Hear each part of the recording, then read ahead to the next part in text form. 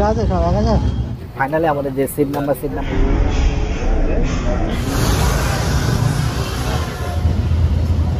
Hello guys, I hope all good fit and fine. আবার নতুন একটা ব্লগ নিয়ে স্টার্ট করছি। এই সিরিজটি হলো ব্যাংকক। ব্যাংকক মানে বুঝতে পারছেন, ব্যাংকক মানে ইয়ং ছেলেদের জায়গা, ব্যাংকক মানে হানিমুনের জায়গা, ব্যাংকক মানে এবং বুড়োদেরও জায়গা। সেটা আগে ভিডিওতে দেখতে পাবেন। ব্যাংকক আমরা কিছু এনজয় করার জন্যে, কেউ আবার বলে থাকে ব্যাংকক মানে পাপের শহর। আবার ওখানে পোকামাকড় খাওয়ার খুবই পছন্দ করে। সে থাই থেকে শুরু করে আবার অন্যান্য কান্ট্রি থেকে যারা আসে ওরাও সব খেতে ভালোবাসে। সব কিছু মিলে এই বুলাকে পেয়ে যাবে। আমার ইন্ডিয়ার জন্য ভালো সুযোগ দিয়েছিল ভিসা ফি 10 মে 2024 পর্যন্ত, না তো আপনাকে গুনতে হবে 4800 টাকা। সো ফাইনালি আমরা একটা ট্যাক্সি পেয়ে গিয়েছি। তা ট্যাক্সি এখানে বুক করে নিয়েছি অলরেডি। আমার অনেক তাড়ার কারণে, কারণ এখন আমি 8:30 বাজে, কারণ আমার এয়ারপোর্টে আমার 10টার মধ্যে পৌঁছাতে হবে। ওই জন্য আমি তাড়াহুড়ো করে কোনো রকম ট্যাক্সিটা ধরে নিলাম। তা চলুন আমি যেতে যেতে আবার কথা বলবো। সো ফাইনাল গাইজ, আমি এয়ারপোর্টে পৌঁছে গিয়েছি। অলরেডি আমাদের লেট হয়ে গেছে, 9:25 বাজে। অলরেডি পাসপোর্ট আর টিকিটটা আমি নিয়ে নিয়েছি। তা চলুন ভিতরে যাওয়া যাক। আমাদের গেট নাম্বার 2 টার্মিনাল 2-তে যেতে হবে। তা চলুন, আমার অলরেডি লেট হয়ে গেছে। ভিতরে গিয়ে তাড়াতাড়ি বোর্ডিং পাসটা নিয়ে তারপর আপনার সঙ্গে আবার কথা হবে। সব কিছু কোনো কিছু প্রবলেম হলে এখানে সিকিউরিটি প্রচুর পরিমাণ আপনারা হেল্প করার জন্য আছে। আপনারা তো থাম্বনেল দেখে নিয়েছে, থাম্বনেল বিষয় কি। তার যেহেতু ব্যাংকক যাবো, তো আমাদের গেট নাম্বার যেটা দিয়েছে গেট নাম্বার 4, তো আমরা গেট নাম্বার 4-এ যাচ্ছি। ওখান থেকে গিয়ে চলুন ভিতরে গিয়ে তো পাসপোর্ট আর তো টিকিট চেক করবে। তারপরে চলুন ভিতরে গিয়ে আবার ওখানে টিকিটটা আগে আমি বোর্ডিং পাসটা নিয়ে নিই, তারপরে আপনাকে ইনফরমেশন দেবো ইমিগ্রেশনে কি জিজ্ঞাসা করছে না করছে সব এই ভিডিওর মধ্যে পাবেন। তা চলুন সঙ্গে যাওয়া যাক।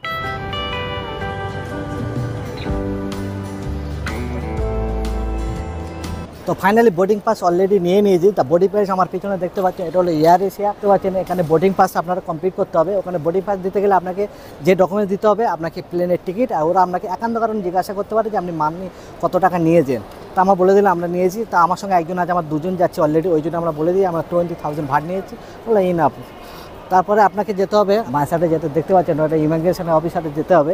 ইমিগ্রেশন অফিসে গিয়ে ওখানে এবার চলুন, ওখানে ইন্সপেক্টর যে আছে উনি আমাদেরকে কি জিজ্ঞাসা করে দেখে আপনাকে ইনফরমেশন দিয়ে দেবো। ফাইনালি ওখানে আমাদের ইমিগ্রেশন অফিসার কিচ্ছু জিজ্ঞাসা করে, জাস্ট বোর্ডিং পাস নিয়েছে, স্ট্যাম্প নিয়েছে, আর কোনো কিছু জিজ্ঞাসা আমাদের আর করেনি। অলরেডি গেট নাম্বার 9 ব্যাংককের জন্য এটা ফ্লাইট। এখানে ভেবেছিলাম যে আমাদের অনেকটা লেট হয়ে গেছে, না আমরা এখন দেখছি বাজে 10:15, অনেক তাড়াতাড়ি হয়ে গিয়েছে। যেহেতু 12:30 আমাদের ফ্লাইট, এখনো আমার হাতে দেখা যাচ্ছে যে 2 ঘন্টা 15 মিনিটের মতো বাকি আছে। কিভাবে এয়ারপোর্টে যাবো, ইন্টারন্যাশনাল ট্রাভেল করবো, কি আছে কি প্রবলেম, কি করবো ওখানে গিয়ে কিচ্ছু করতে হবে আপনাকে। আপনি ঢুকবেন, আপনার শুধু টিকিটটা একবার জেনে নেবেন যে স্পাইসি যেটা আছে কি এয়ার এশিয়া আছে বা ব্যাংকক আছে, থাই ফ্লাইট আছে, ঠিক সেই ওরা আপনাকে দেখিয়ে দেবে যে এই সোজা বা এই সাইডে, ডান সাইডে, বাম সাইডে, লেফট সাইডে। ভিডিওতে প্রথমে বলি এটা আমি সবচেয়ে চিপ প্রাইসের মধ্যে আমি যাচ্ছি। টিকিটের যে প্রাইস পড়েছে 7,000 টাকা, আপ ডাউন 14,000 টাকা প্লেনের টিকিট পড়েছে। আমি অলরেডি এটা 1 মাস আগে বুক করেছি। আমি শুনেছি নাকি 3 মাস আগে থেকে বুক করলে পাওয়া যায়, তা আমি জানি না। 3 মাস আগে আমি বুক করিনি কোনোদিন ফ্লাইট, আমি এটা 1 মাস আগে বুক করেছিলাম। ওখান থেকে একটা মোমো স্টিম রাইস অর্ডার করেছি। তো এটা প্রাইস আপনারা দেখতে পাচ্ছেন অলরেডি। এই যে প্রাইস আছে 380 টাকা। ওই জন্য আমরা চেষ্টা করবো বাইরে খেয়ে আসতে, এখানে প্রাইস অনেক হাই। এটা তো শুধু নিল 380 মোমো চিকেন স্টিম, আর আপনাকে মিনারেলটা আমি বোতল আনতে ভুলে গিয়েছিলাম, ওই জন্য এখানে এটাকে 125 টাকা আপনাকে গুনতে হবে। হওয়ার পরে আবার কথা হবে অন্য কিছু। অলরেডি সেকেন্ডটা দেখতে পাচ্ছেন যে 12:30 আমাদের প্লেন ছিল, সেটা এখন 12:55 হয়ে গিয়েছে। আমাদের ফ্লাইট যেটা নাম্বার FD 1021। ফাইনালি 12:30 বাজে, অলরেডি সবাই দাঁড়িয়ে গিয়েছে, মানে লাইন রয়েছে 1 থেকে 2 মিনিটের মধ্যে আমরা প্রবেশ করবো। এখন 12:40 বাজে, অলরেডি সব উনি পাসপোর্টও চেক করে নিয়েছে, অলরেডি একটুখানি কার্ডও করে দিয়েছে। সামনে সবাই লাইন দিয়ে দাঁড়িয়ে আছে।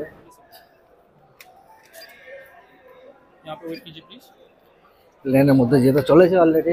মনে তো একটা আলাদা আনন্দ, ফার্স্ট টাইমে যে কেউ ব্যাংকক, ফার্স্ট টাইমে ব্যাংকক, থাইল্যান্ড, পাটায়া যে কেউ যাবে ফার্স্ট টাইমে, একটা আনন্দই আলাদা। তো এসে গিয়েছে অলরেডি আমরা সবার ফার্স্টে অলরেডি চলে এসেছি। এবার বসে যাই, তারপরে কথা হচ্ছে। ফাইনালি আমাদের যে সিট নাম্বার বসে গিয়েছে। আমার 3 ছিল, মানে ফার্স্ট, সেকেন্ড, থার্ড, আমার 3 নম্বরে বসে আছে।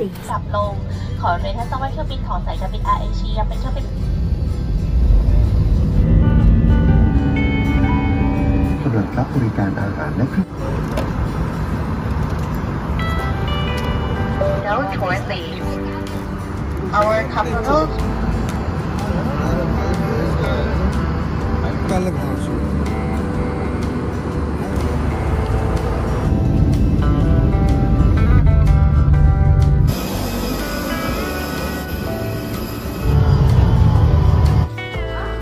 তো ফাইনালি এখানে ইমিগ্রেশন বায়োমেট্রিক সবই কমপ্লিট হলো।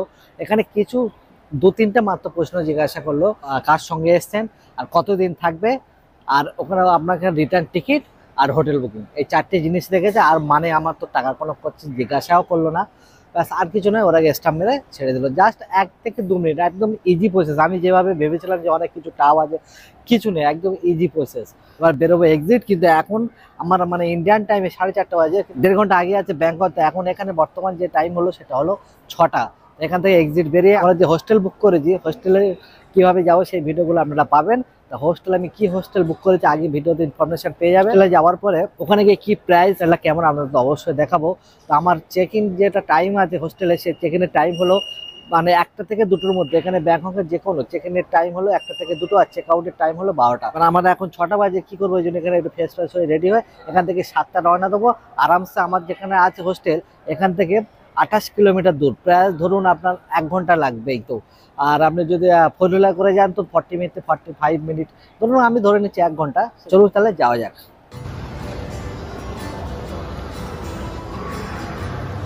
তো ফাইনালি একদম এয়ারপোর্ট থেকে গেট নাম্বার মানে 1 থেকে 8 নম্বর গেটের মধ্যে যে কোনো গেট থেকে বেরোলে দেখতে পাচ্ছি আমার পিছনে যেটা গ্রিন কালার, ওটা মানি এক্সচেঞ্জ। আপনি এখান থেকে এক্সচেঞ্জ করতে পারেন। তো আমি বলবো আপনাদের সাজেস্ট করবো এয়ারপোর্ট থেকে কোনো এক্সচেঞ্জ করবেন না, প্রাইসটা একটু হাই থাকে। পাশে আপনার ট্যাক্সি সার্ভিসও আছে, এটা দেখতে ট্যাক্সি সার্ভিস, আপনি ট্যাক্সি সার্ভিস থেকে ওখানে ট্যাক্সি নিতে পারেন। বাট ফের এখানেও একই প্রশ্ন, এখান থেকে ট্যাক্সি নিতে গেলে আপনাকে ফেয়ারটা একটু বেশি পড়বে। এবার আপনি সিম নিতে চাইলে এখানে সিম নিতে পারেন, কিন্তু এখানে সিম আমি বলবো এয়ারপোর্টে নেবেন না। তাও এখানে একটা কি প্রাইস চলছে আমি একবার জেনে নিই, আমি আপনাদেরকে বাইরের প্রাইসটা দেখিয়ে দেবো যে এয়ারপোর্টে কেন বেশি নেওয়া হয়। আর আপনি যদি এটিএম থেকে এখানে টাকা তুলতে চান এটিএম থেকে তুলতে পারেন। আপনি এখানে মানি এক্সচেঞ্জও করতে পারেন, পাশে ট্যাক্সিও বুক করতে পারেন। আপনি বেরোলেই সঙ্গে সঙ্গে সব কিছু তো পেয়ে যাবেন এখানে। এখানে জিজ্ঞাসা করলাম 2.5 দিতে, ওখানে আপনি যদি 1 সপ্তাহ যদি নিতে চান 8 ডে আনলিমিটেড ইন্টারনেট প্লাস আপনাকে আনলিমিটেড কলও করতে পারবেন, কিন্তু এর জন্য আপনাকে 449 ভাট গুনতে হবে। মানে অনেকটা, আমার মনে হয় এটা প্রায় 1100 টাকার মতো চলে যাবে ইন্ডিয়ান কারেন্সি। আমি এখান থেকে কোনো সিম নেবো না, কারণ আমি বাইরে থেকে নেবো। থেকে আমার হোটেল যেতে গেলে আপনি ট্যাক্সিতেও যেতে পারেন, বাইকও বুক করতে পারবেন, তো বাসও বুক করতে পারবেন। তো আমি এটা বাইরে বেরিয়ে দেখি কোনটা সুবিধা হয়, সেটা আপনাকে জানিয়ে দেবো। চলুন যাওয়া যায়। ফাইনালি পাশে একদম দেখতে পাচ্ছি আমার পাশে এয়ারপোর্ট এক্সিট, একদম লাস্টে 1 নম্বর গেটের পাশে থেকে এক্সিট গেট আছে, ওই গেট থেকে বেরোলে আপনি এরকম আমার পাশে বাস অফিস পেয়ে যাবেন। তো এই বাস অফিস থেকে আপনি ম্যাটমার্কি হোস্টেলে যেতে গেলে এখানে A4 আপনি কি উঠতে পারেন, A4 আপনাকে যেতে হবে। A4 থেকে ওখান থেকে ওখানে উড রেওয়ান্ডার বলে, যেখানে যে প্রাইসটা আমি এখানে টিকিট কাউন্টার পেলাম না। আমার মনে হয় বাসে উঠে টিকিটটা কাটতে হবে, কত টিকিট আমি জানি না। ঘড়ি বাজে সকাল 7টা, এটা ব্যাংককের টাইম, এর থেকে 1.5 ঘন্টা পিছিয়ে আছে আমার ইন্ডিয়া। তো আমরা A4 এসে গিয়েছে, আমরা এবার এখান থেকে বাসে উঠে চলুন যাওয়া যায় বাসে। ফাইনালি বাসের সিটে বসে গেলাম। তা বাসের প্রাইসটা জানি না, ওটা বাস বললো যে বাসের মধ্যে টিকিট কাটবে, আপনি আসলে অলরেডি আমরা জানিয়ে দেবো।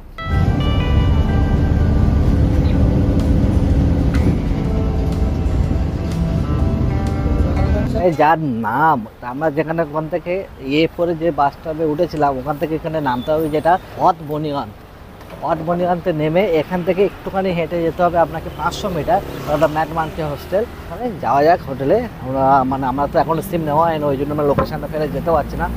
চলো ওখানে গিয়ে ম্যাটমার্কি হোস্টেল নেওয়ার পরে আমি সিম নেবো।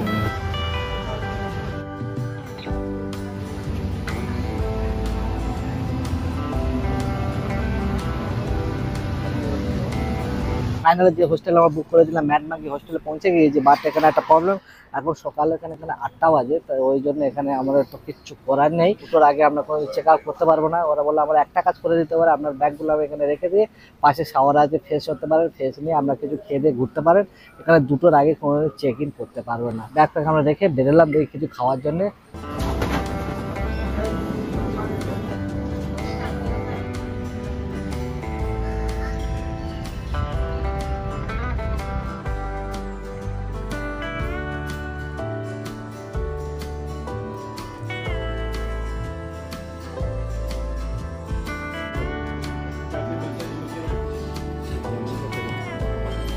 আমরা যেটা প্রথমে যে হোস্টেলটা বুক করেছিলাম ম্যাট মানকি ওখানে কিছু প্রবলেম হয়ে গিয়েছে, কারণ আমরা যখন বুক করি গার্লস ডোমিনেটেডের মধ্যে হয়ে গিয়েছিল, ওই জন্য ওখানে অলরেডি গার্লস আর বয়েস একসঙ্গে রাখতে দেবে না, বিশেষ করে আজকে সানডে আছে, ওই জন্য মিক্সড না থাকার জন্য ওরা ওটাকে আমাকে বললো ক্যান্সেল করতে হয়, আর 20 টাকা করে পার পার্সন দিতে হবে, 1020 রুপিস পার পার্সন। আমরা দুজনে আছি মানে 2040 রুপিস ভাড় দিতে হবে, যেটা ইন্ডিয়ান কারেন্সি আপনার পড়ে যাবে প্রায় 5200 টাকা।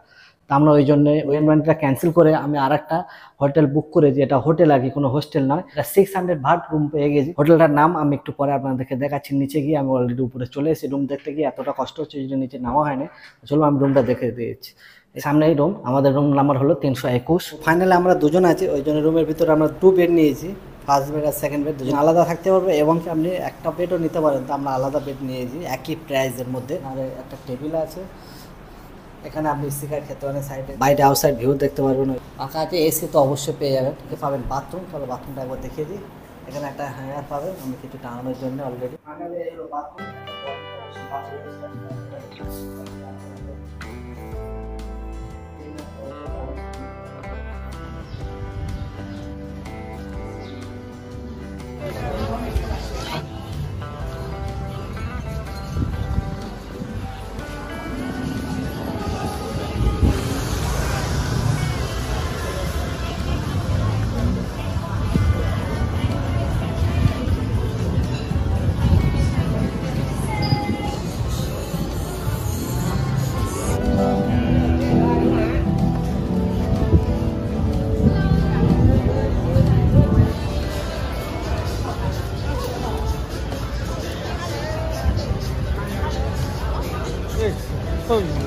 দাম খুঁজে পেয়েছে,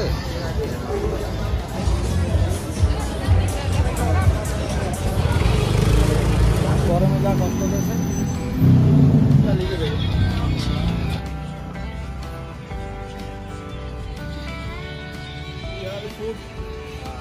মর্নিং